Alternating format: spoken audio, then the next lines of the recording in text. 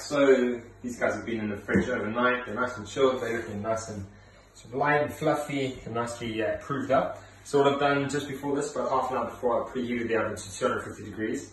If you do have like a casserole pan or some sort of cast iron pan that has a lid on top of it, that'd be ideal, but not necessary. You can just do this on a simple tray. I'm doing the round one first, so I've just lined the cast iron tray. The whole reason why I use the cast iron sort of Dutch oven style is just because it creates a bit of steam and helps that bread really open up when you're baking it. But if not, just a little pot of water in the base of your pan, boiling hot, and then just have like a small amount of that, and that'll just help generate that steam in the oven. So then we're going to chuck this in the oven for half an hour with the lid, and then we can turn it down to 220 without the lid for another 15.